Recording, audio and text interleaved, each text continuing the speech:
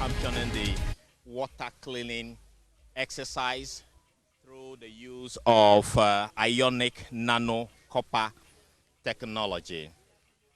And it's been over 30 minutes since it was applied in part of the water, and those places have increased. In terms of the turbidity, the water appears to be clearing. And in your picture, you see the environment staff or personnel of the Environmental Protection Authority coming from another compartment of what they have done. And clearly, there seems to be some improvement, some high level of improvement regarding the turbidity of the water. And like we earlier indicated, the Ghana Standards Authority is here. Ghana Atomic Energy Commission is also here. Water Research Institute of CSIR are also here. And before the application of the ionic nano copper technology itself, these institutions took samples of the water, first of all, to measure the pollution level in the water before the technology was even applied. And after its application, they are equally taking samples, and they tell us that there are a lot of samples that they will be taking to ensure that the overall result stands out. And so we are live on Joy News, and we are fortunate to have the CEO of the Environmental Protection Authority, Professor Nanama Brankloche, exclusively here to speak to us about what is happening on the ground now. So it's been over 30 minutes now. Tell us what is happening. Thank you very much. We did the application, and this is about 45 minutes after the application. I see people already fetching the top of the water. It's exciting to see that in this short period, we're already seeing the results of the ionic nanocopper technology that we have applied in the Brim River. And some are raising concerns about the technology's safety to aquatic life. What would you want to say in that regard? Yeah, so depending on the dosage you put, from our experiment, we realize that it makes depending on the quantity, if it is too much, it makes the water a bit acidic. But then if you put a small dosage, it's normal, it's more basic, or just about the pH neutral. So aquatic life survives there. The trials we have done, we have seen tadpoles, we have seen frog, we have even put fish in there, and the fish survive through 24 hours, and they're still surviving in the treated water. So aquatic life is back in Brim River. I see you are panting because you've been doing a lot of walking. All of us, we are so tired. This is to just ensure that the ordinary Ghanaian gets clean water to drink. Now, how do you apply it? We've seen the water still flow. What calculation do you use to apply the right amount of the technology? Yeah, so depending on the rate of the flow, not even just the quantity, because this is not stagnant water, it's a flowing river. So depending on the speed, if it's flowing faster, you apply more. If it's flowing slowly, you apply just a little. And so it really depends on the flow. So for every river flow or sediment, we have to calculate the flow rates, and then we know the dosage we are putting there. But what we see is that no matter which amount you put there, it cleans. The more you put, the faster it cleans the water. The more time it takes to clean the water. How safe is this technology to machinery of Ghana Water Limited? Because eventually that's where the water is going to end up. Yeah, so it's as safe as water. The only thing that's I would say it's safe. You can even drink it. You can use it for domestic purpose, industrial purpose, and all of that. But you can't drink it for a long time because it removes every mineral from it. But we need some minerals in our body that comes through water, like manganese, like some iron, some zinc, which we believe that when Ghana Water Company Limited treats this water from the stage where this application is done, it will bring back the good minerals that we need to have in our potable water. Some are raising concerns about sustainability of this and the cost component of this. First of all, how sustainable is it going forward?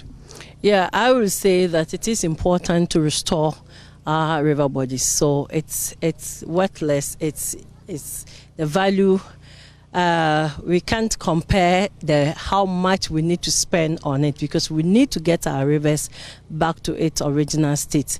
So what we have done here in our demonstration, we're spending about $200,000 to acquire the product that will clean about 1 kilometer. So for 1 kilometer, it's a demonstration. We're doing a portion of Brim River. We try it in River Pra. We try it in Ankobra River as well. So we believe that the product will be finished. So for 200,000, it is completely funded by the Environmental Protection Authorities, IGF. Beyond that, River Pra alone is 267 kilometers, which means that we need huge sums of money to continue with the cleaning. So we call on government agencies, private institutions, individuals. So no amount is too small. You can donate to EPA, and we continuously acquire this technology to clean our water bodies. Any amount we get will clean a portion of the river bodies, and then we hope that the illegal mining activities will slow down for our water bodies to clean. Beyond cleaning the water bodies, we also expect that the legal and illegal miners acquire this technology to treat the used water, which they have used for the washing of the good from the soil, before they release it onto the land and also onto the water bodies. Right, so these are live pictures on Joy News. Don't go yet, Prof, because we need to speak to you also on radio. And the water cleaning technology, which is being championed by the EPA, is known as ionic nano copper. So far, we are seeing some results, and we are still watching the space to see how this is actually going to help clean the heavily polluted Birim River here in Chebi.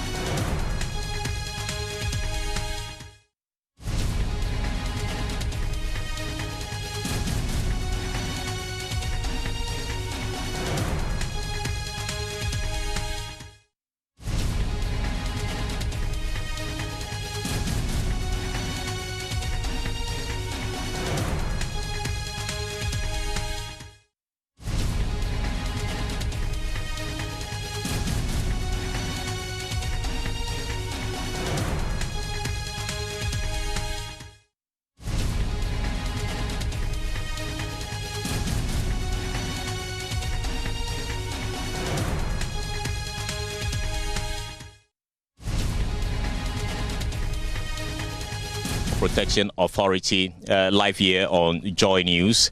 And of course, she's been championing this particular ionic nano copper technology application. And she's not doing this alone. She's doing this in collaboration with the Water Resources Commission, the Water Research Institute, and all of that. For the past 30 minutes, the technology has been applied to water bodies, especially Birim River. So we still have Professor Kluche with us live on Joy News.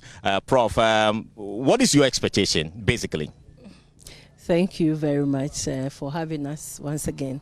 We expect that we will see the Birim River completely clean for the portion that we are currently at. We did the application. It's a little bit past 30 minutes. We've gone like some 45 minutes since we did the application, and people who are here to witness have already fetched from the top of the river, and we are seeing that it's cleaning.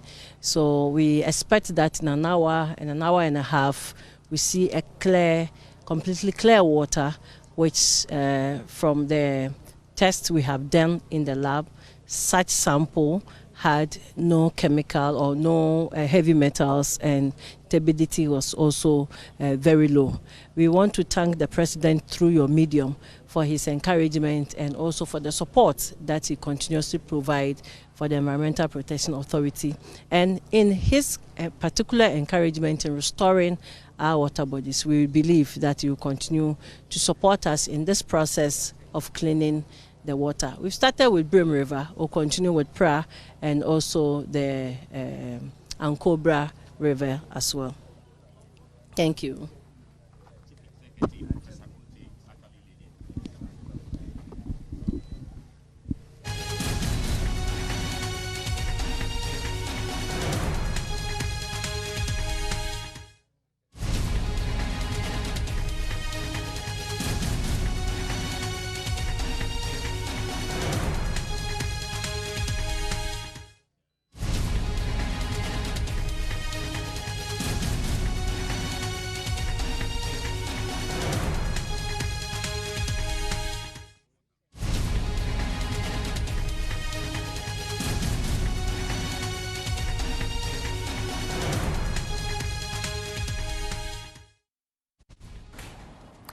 You're watching the JoyNews channel, and we've just been bringing you a live coverage of that experiment, if is the right word to use, by the EPA in an attempt to bring a bit of respite to people or communities around illegal mining areas to dechemicalize water, to at least take it to a level that is quite safe for consumption. We'll take you back to Chibi, where the first experiment is happening at the Birim River.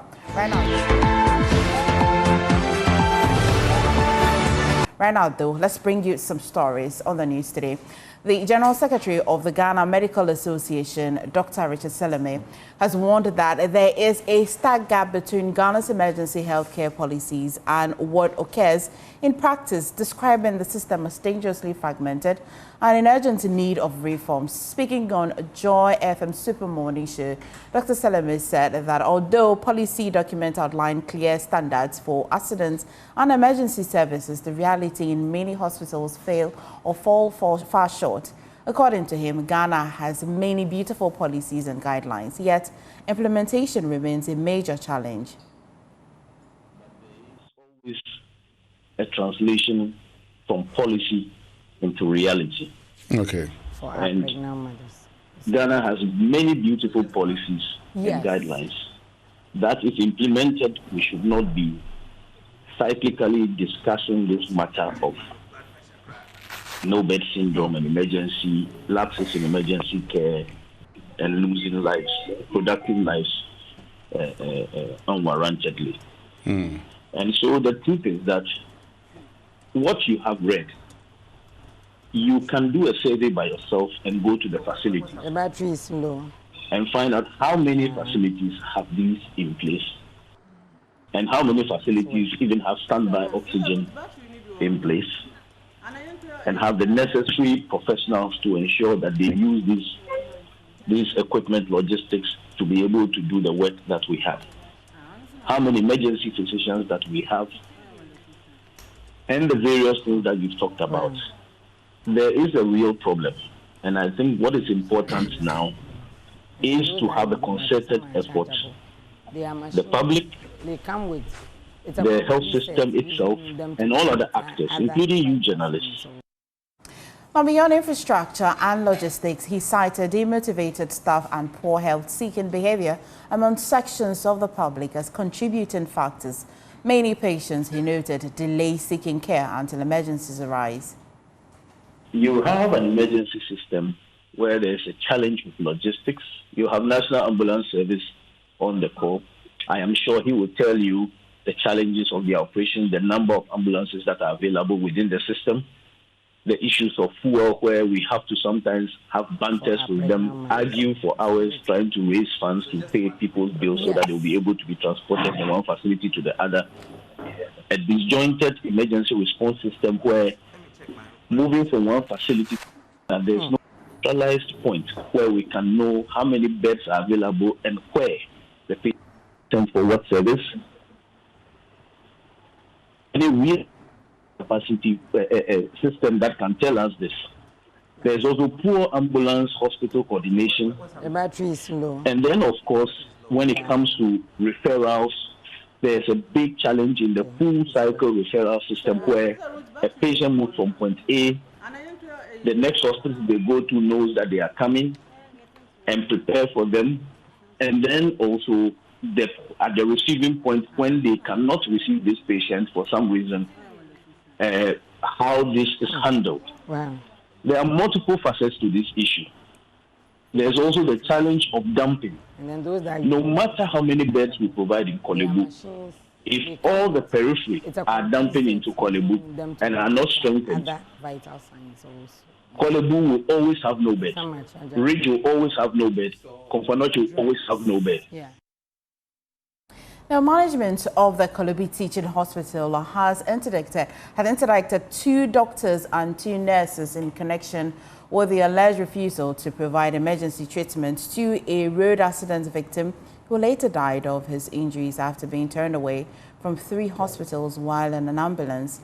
The decision was contained in a statement issued by the hospital on Monday after public outrage over a report that the victim was turned away despite being in critical condition. Now, the hospital indicated that the staff members have been temporarily relieved of their duties pending investigations. We thought he was missing, so we looked for him, we reported to the police. They also did their part to search for him until Nima police station called that there was an accident, that we need to identify someone. The age is 48, but let's go and have a look. We went to the Kolebu mortuary and here he was, child victor. Until later on we realized, National Ambulance picked him up and went to 3 facilities, close to 3 hours, and nobody saw him. So I was like, wow, I know that we have a lot of issues in the healthcare system that we have to address, but I was still heartbroken, and I'm still heartbroken. I'm smiling, but my heart is heavy. Yeah. I'm still, but we're hoping that things will change. I was following, think that we would have to equip for the other small facilities to be able to handle emergencies like this, give first aid and all that. So we are hopeful that the government would come in to help the healthcare system and strengthen the healthcare system. I think a couple of people spoke to me, and I was like, it won't bring back Charles. Charles is gone. And at least it's a step that we have taken. But the bigger issue is there that we would have to handle. But Charles is gone. We are still sad, though. Preparations are on the way. Ambassador Ghana is helping us with the preparations and all that. They are very supportive. And we are 90% ready for a funeral on Friday at the Methodist Church, Ghana, at the Interhouse and Down. I want us to remember him as a strong resilient young man ready to fix and dismantle and make things right.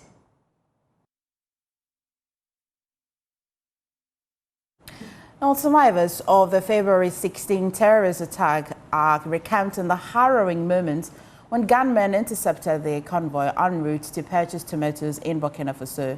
The attack, which occurred along a known trading corridor, claimed the lives of 8 Ghanaians and left others with varying degrees of injury, disrupting tomato supplies and triggering price hikes on the local market.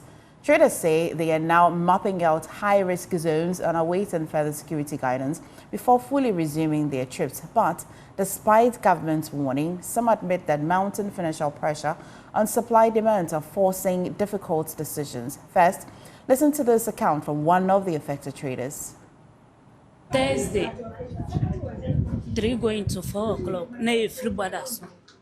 Ekoto intus. Na ya sheshefo. Kodru Friday. No match adaka no.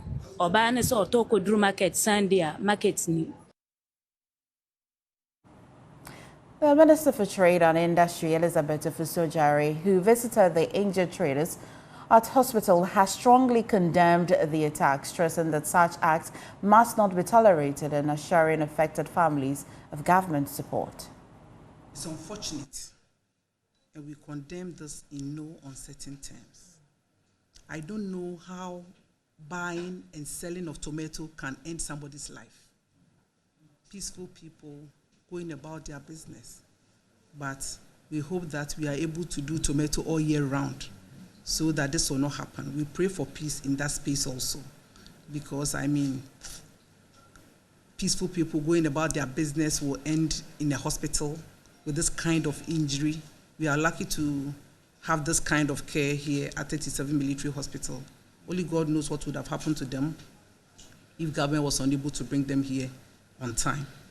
And so we thank you. We hope that you continue to take care of them very well so that they recover fully and go about their businesses.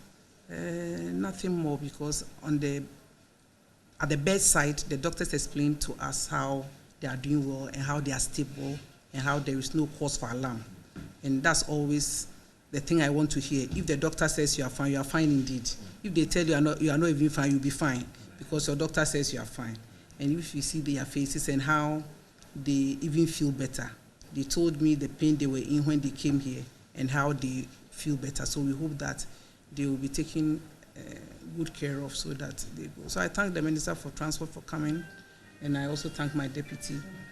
We'll continue to work together with GPRTU and then the leadership of tomatoes, because, transport and trade, we are together.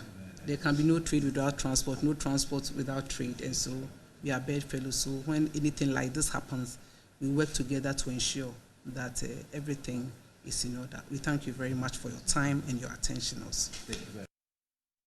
Chairman, traders say the attack, coupled with Burkina Faso's move to increase local tomato processing, is negatively affecting them, and correspondent Anasabit reports. I shall bring you that story a bit later, but I'll take you back to Chibi, where the EPA is attempting to at least bring the Birim River to a level that is quite safe for consumption. And my colleague Carlos Kalani is on standby.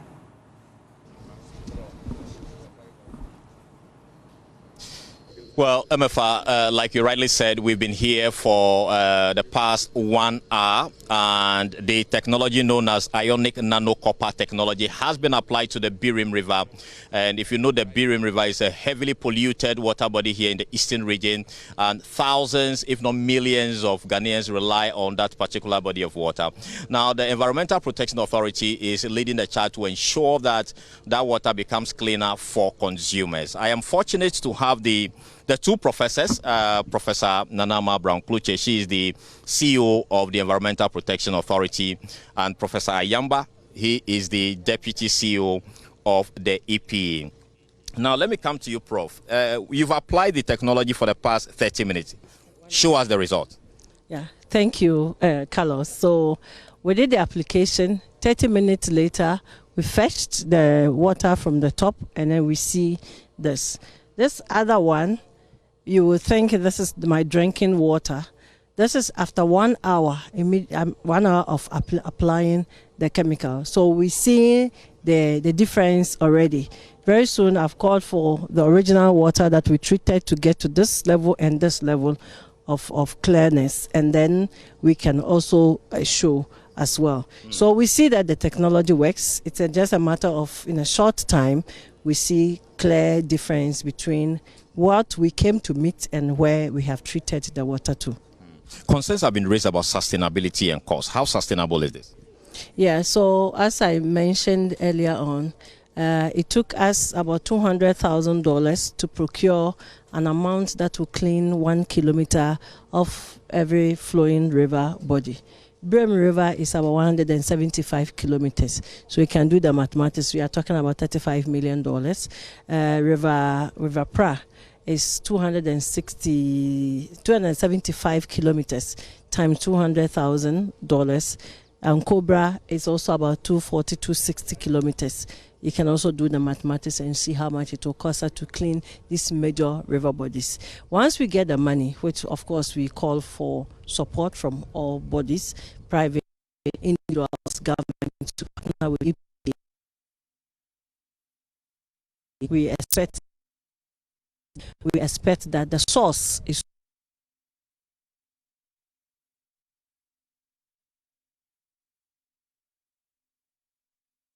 water onto the environment, both the water and the land. They should use the ionic copper, the nano copper, to clean the water.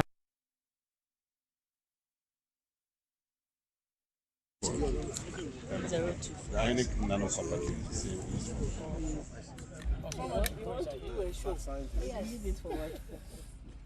Great. Thanks. Bodies.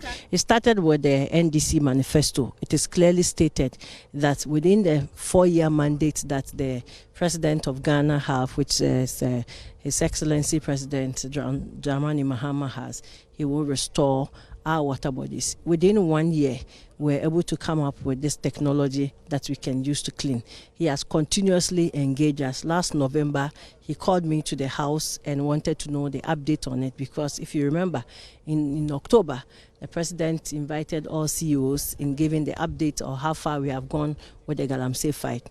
A month on, he called me at home asking deep questions on how far we have gone with our plans to the degraded land restoration and also the polluted water restoration. So this is how far we have come.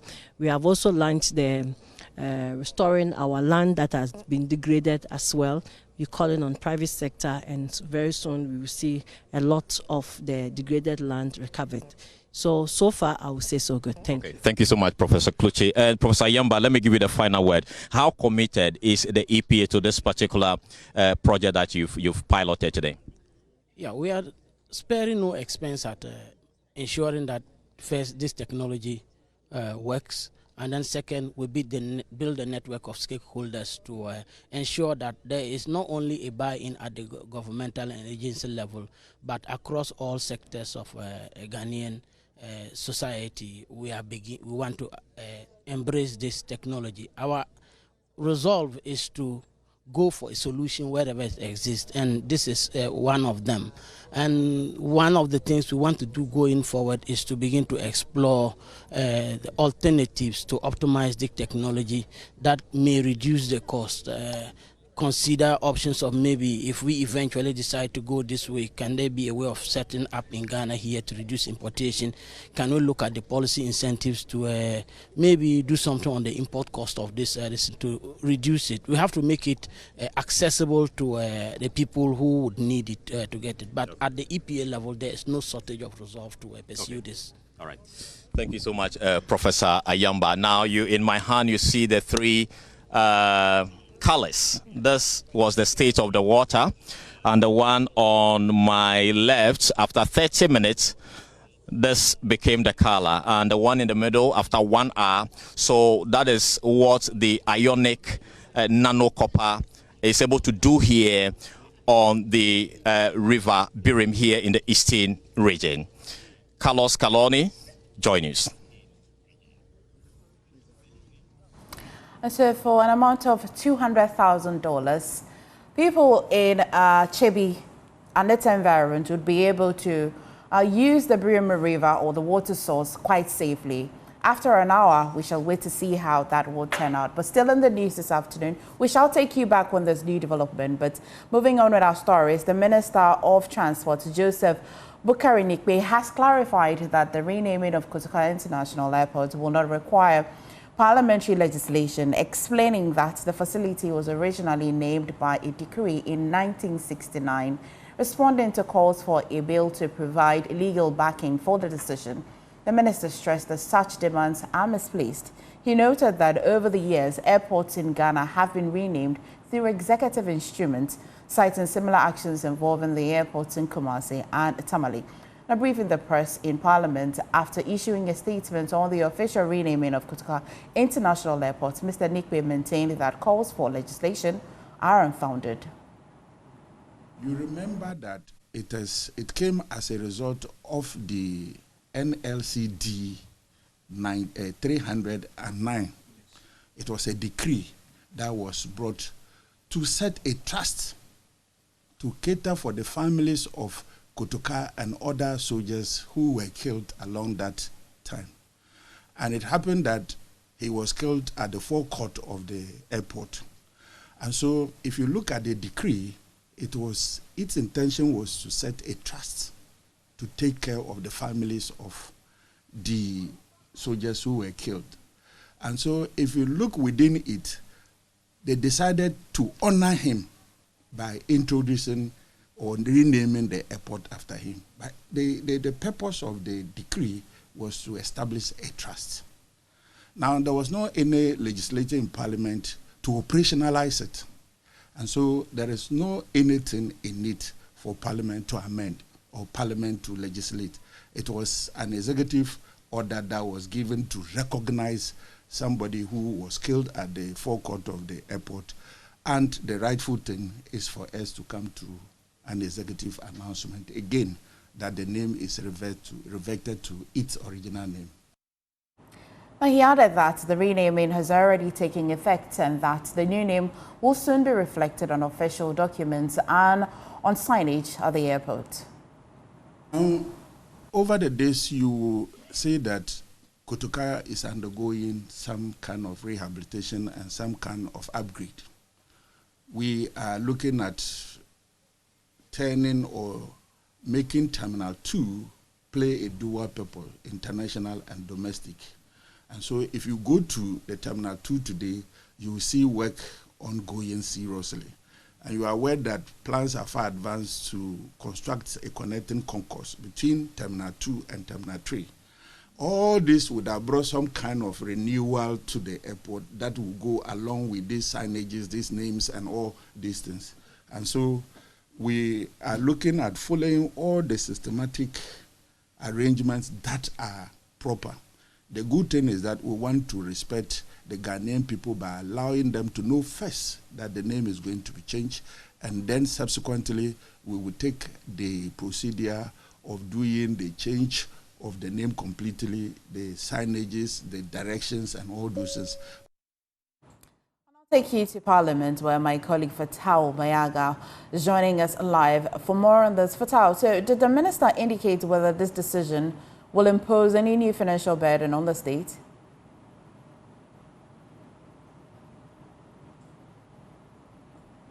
Emafa, the minister says that he was quite certain that this will not attract any financial burden to the state. In fact, he says that if you look at the international space, all the documents there will not need any change at this moment. So it means that the government or the nation would not need to make any payments at the international level to change the name of the airport. And if you look at domestically, he says that the airport is already going through an upgrade. So that would automatically be included and as part of that. So he says that as they are constructing the airport, they will add the new name to all the documents or the structures that would be put up. So the minister is quite certain that this will not attract any financial burden to the state. We can take a listen to him. At the international level, the only thing to change is the signages and the billboards that we have. But Kotoka as a company, they already have the vendors who produce their letterheads on daily basis for them. So it's not a new contract. It's just a matter of Kotoka is now out. The same vendors who were doing their letterheads, their stamps, are the same companies to continue to now change. Just removal of Kotoka and it will be Accra. So what will be the cost there? We are already renovating the airport. We are already doing construction of the airport to make it function properly. And some of those things would have been destroyed and rebranded. It's just a matter of the Kotoka out and the Accra in. So what will be the cost? Even though there will be some cost to it, but it is not that cost that somebody will care about. It is going to be a minimum because of the renovation. The costs involved will be very, very, very, very small as compared to other airports that you have to deal international, regional, and national. So, Fatal, we of course hear the minister say that legislation is not necessary, at least not now. But did he suggest whether or not the government might consider a legal framework in the future to ensure continuity?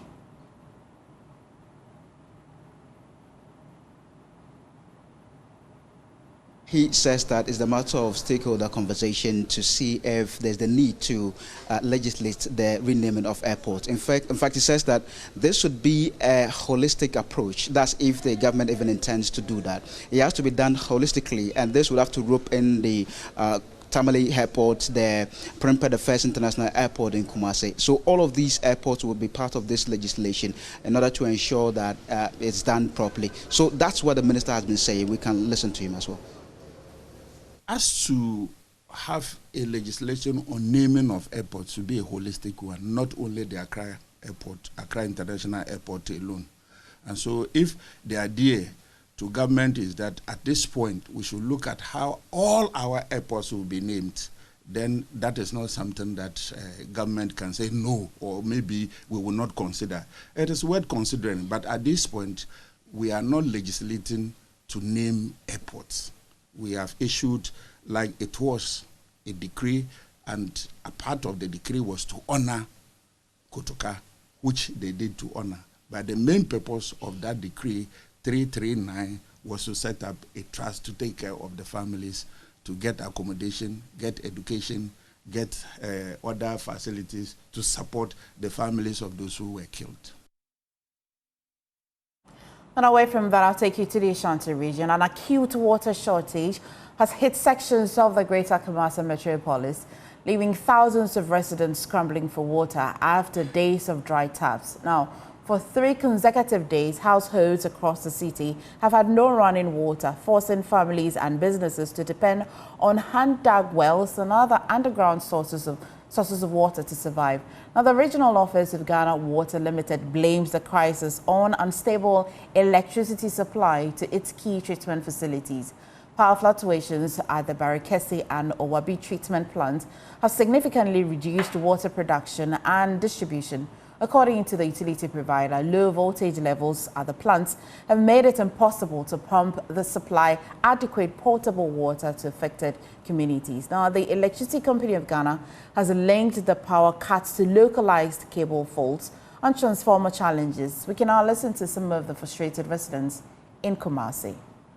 So what day what was he hapa? They say obia no afadia wo konsu. Ti pa mo chopa muma yenye nsu wai. Yenye nsu onwale ne yenye bia dwale ye makora mo de akọ school. Ye dum light ni ye to pipe. We struggle getting water in Atunsu. We are all carrying gallons to go fetch water. There is always light out and the taps are also not flowing. We are really suffering. I say me fridge. I say me TV. I say me fine na. Sunday no hama.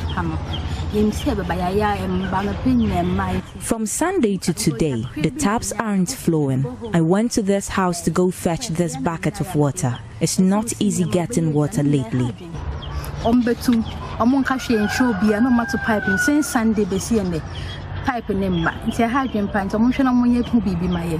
sorry. Now pen temo pesel. Ebia onwa eduane kakra bia na asa bibi sa afede. Unko chim tap na be ne den kra na mba. Sometimes you would wake up early to try to cook and bath, but you would meet the taps not flowing. This delays us in getting to the workplace early.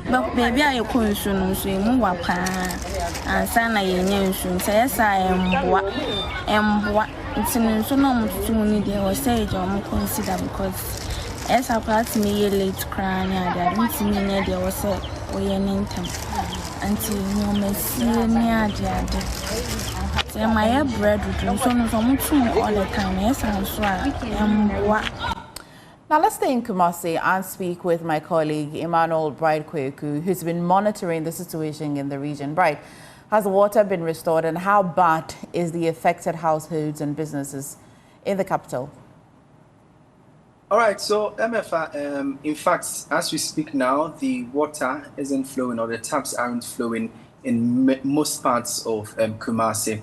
I even called home to find out from them whether the taps were flowing, because yesterday, from Sunday up until yesterday, the taps weren't flowing. So when I got home yesterday, I realized they were flowing. But briefly after that, this morning, the taps haven't been flowing. And this is the case for many parts of the Ashanti region. You call people and then they are not finding water to do anything or go about their daily activity. In fact, you speak with some of them and they tell you they're actually going to go days without bathing, because it's a real struggle for them to access water for these daily activities. For businesses, especially in the region, if you're talking about the hairdressers, you're talking about even those cooking, it's actually a struggle for most of these people getting water to do whatever they have to do in terms of their businesses. So it's a real struggle for households and also businesses here in the Ashanti region. Emmanuel, definitely, I cannot pretend, because the no bathing part really had my full attention. But you have been speaking with some of the officials of the Ghana Water Limited in the region. What do they say is the cause of the acute shortage?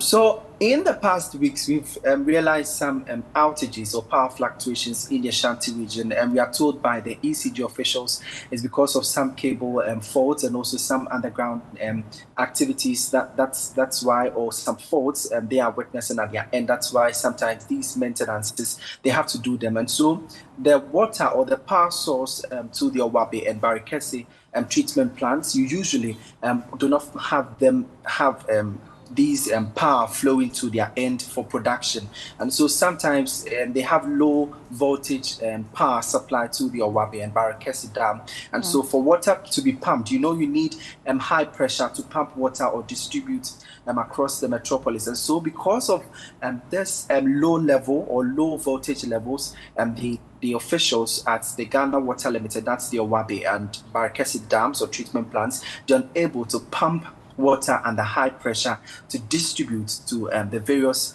homes or households that we are having in the metropolis. So for them, they tell me that it's because of the low voltage, power voltage, that's why they're unable to produce water as they should. But it's not really their fault, as in maybe a shutdown or something, but it's really about the low voltage in terms of electricity supply to the area. But Emmanuel, up until yesterday, I thought the ECG said they had restored the challenge in Kumasi. That didn't include these two places? Well, they explained that they have restored, but from our sources at the Ghana Water Limited, they tell us that still it's a bit low in terms of the voltage, and so they're unable to supply water. For these areas, you cannot really, sometimes there are maintenance works that's happening.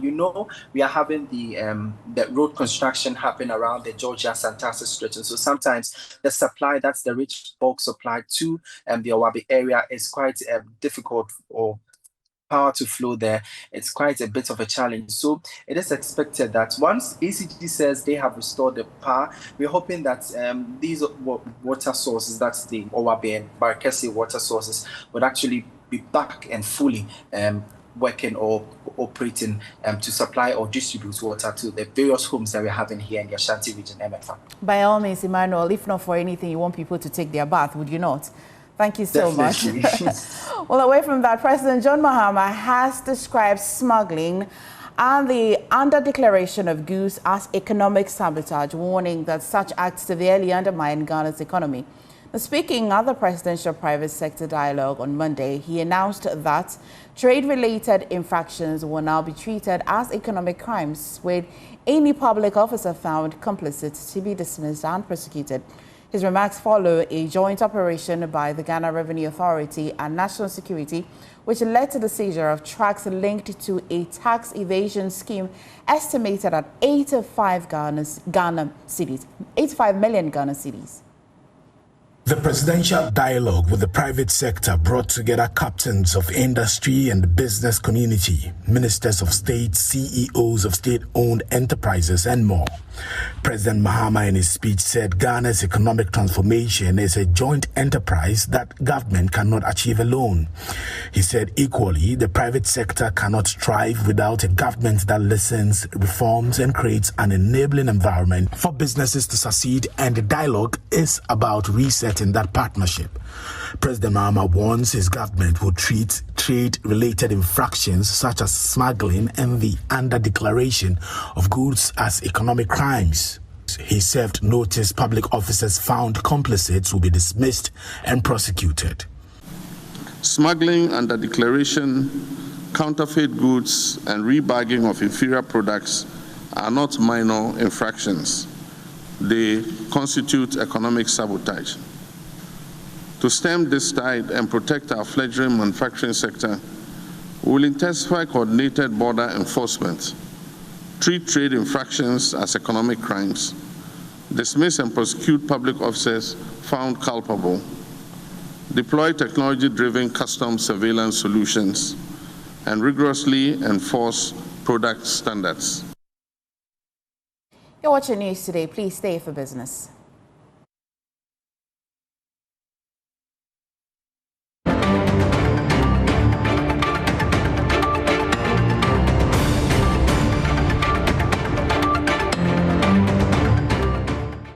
Many thanks for staying with us. It's time for business. I am Michelle Lejekum.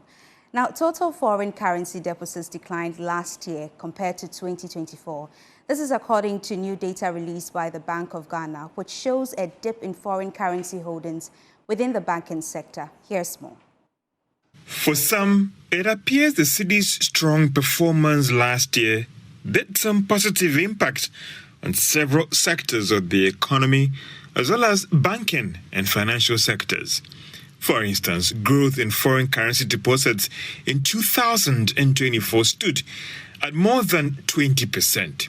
However, in 2025, it actually declined by more than 14%.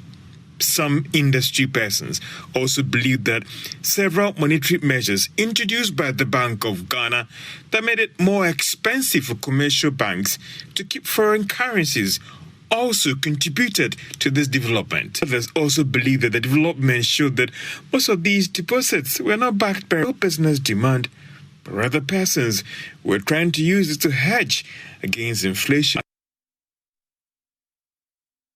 Well, that'll be all for business. I am Michelle Lejekum. The small business news when you log on to myjoyonline.com. Sports is up next.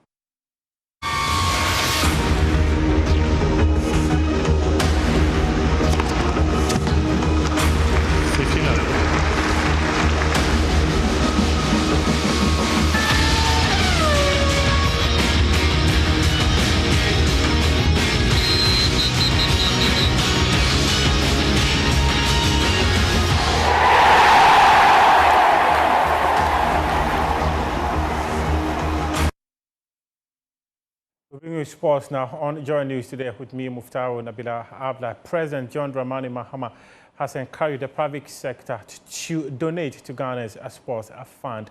According to him, sports is an industry that has got the potential of contributing massively to the country's economy. At the center of several global platforms. Our national football team, Black Stars, is preparing for its fifth FIFA World Cup appearance. Our women's soccer team, Black Queens, heads into continental competition with renewed credibility. We also prepare for the 2026 Commonwealth Games and the 2026 Summer Youth Olympics. These moments position Ghana before global audiences and investors in ways that few sectors can do.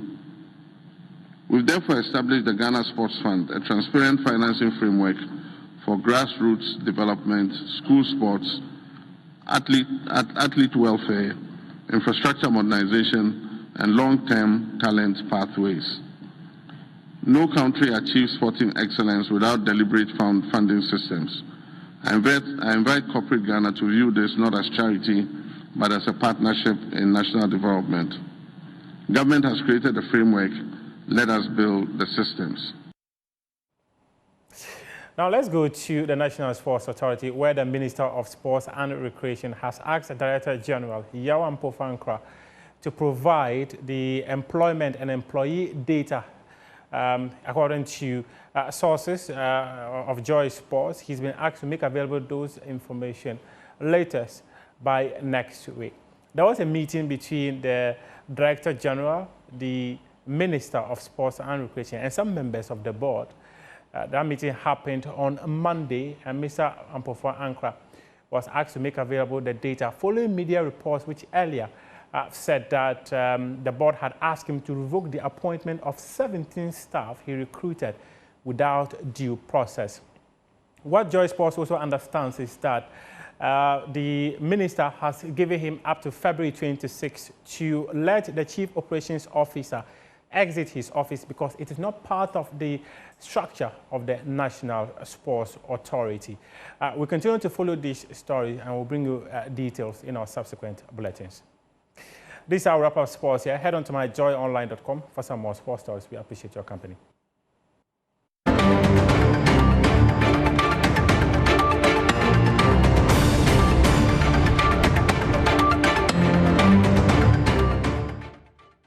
Watching News Today now. After years of devastation caused by tidal waves, residents of Salakope, Abutino, Agaveji, and other coastal communities in the Ketu South municipality are hopeful once again following the continuation of the Sea Defense Project.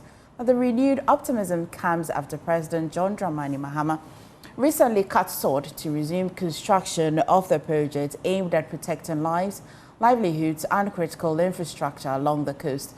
The project, which is progressing steadily, is restoring confidence among residents who have lost homes, businesses, and farmlands to the sea. Ivy Setoji has more in today's Climate Evidence.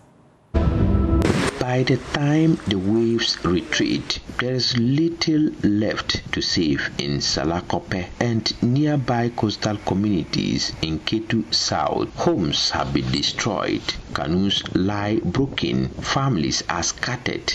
For 33-year-old Ruben Ativi Bativo, the sea was the only place for him. I did not continue my education, so I work on the sea. But even that work is no longer certain. When the tidal waves hit our shore, all the canoes could no longer go to sea, so we moved to Adina to fish.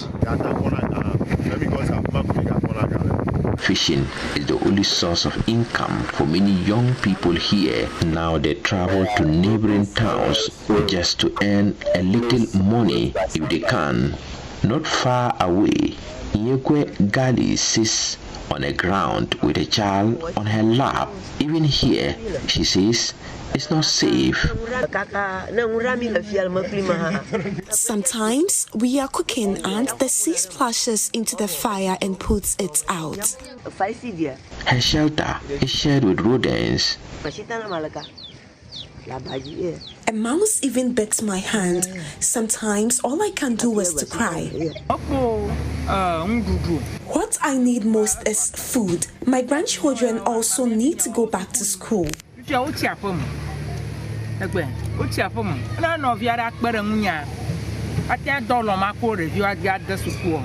Standing on the shoreline, community leader Gideon Tete points to what used to be home. The community from where I stand is far into the sea now. That's about 500 meters away from this place. That is where the community used to be, with a lot of houses, a lot of vacation ground or event ground, a lot of things that we have. Homes And Shala is here with some showbiz update. Right. Let's get into showbiz stories today. I am Loishala Adeyemi. Now, the Ghanaian musician and political activist A+ has sealed a major 3-year partnership with MGL Ghana to organize and elevate the annual Gomwa Easter Carnival. Now, the agreement is expected to strengthen the event's production, entertainment, lineup, and overall cultural experience, positioning it as one of the most anticipated festivities on Ghana's Easter calendar. Now, the carnival is scheduled to take place during the Easter festivities in Gomwa this April, drawing thousands of revelers from across the country and beyond. A+ expressed genuine excitement about collaborating with the brand, describing the partnership as a shared vision to grow the carnival into a premier cultural celebration. Not just broadcast events, and we believe that media builds movements. Through television, radio, and digital platforms, this partnership ensures that the young artists in the central region will be seen nationwide. A food vendor will gain customers beyond Easter. A sponsor will gain visibility across the country. A community will gain confidence in its own greatness. This event will spark a wave of hospitality development, which is very important to us, as investors recognize the immense potential and move quickly to establish hotels, resorts, and leisure facilities in Gomwa. Ladies and gentlemen, we are decentralizing opportunity. If December has transformed Accra, Easter will transform the central region and Gomwa. We are not waiting for opportunity. We are coming together with multimedia to create an opportunity. Today, as we sign this MOU, we are telling every young creative, every market woman, every true palm wine tapper, every hotel owner, and every musician, every spicy kebab seller, your time is coming. Along with me to Nigeria, where Afrobeat star Asake has officially emerged as the most streamed artist of all time on Spotify Nigeria, cementing his dominance in the country's digital music space. Now, the milestone marks a defining moment in his career, reflecting years of consistent hit-making, viral records, and strong fan engagement across the streaming platforms. From breakout anthems to chart-topping street bangers, Asake's catalog has powered millions of streams and reshaped Nigeria's streaming culture. Today, we spotlight 5 key songs that played a crucial role in securing his historic ranking and solidifying his place at the very top of Nigeria's music industry. At the forefront of his streaming dominance is Omofe, the breakout collaboration that first propelled Asake into mainstream recognition. High-energy anthems Super followed, becoming a cultural wave both on the streets and across social media platforms, driving repeat streams and solidifying his hit-making formula. Fan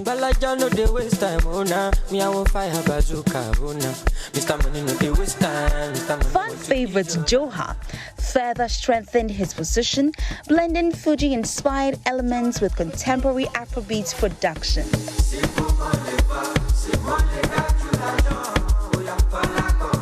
Reflective single Peace Be Unto You showcased his versatility, combining spiritual undertones with rhythmic bounce, appealing to a broad demographic of listeners. Finally,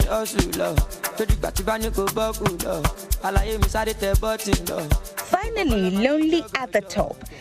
Oh, that's it for showbiz. For more entertainment stories, please do log on to myjoyonline.com. I am Loishala Adeyemi. MFI, I see you doing some moves. Yeah, wait till you love her. I know that one. Lonely at the top. It is really lonely at the top, really. When we get there, we'll know, but I'm told and I've heard. But thank you so much for watching the news. I'm MFI Kosi Adeti. For more news, please log on to myjoyonline.com.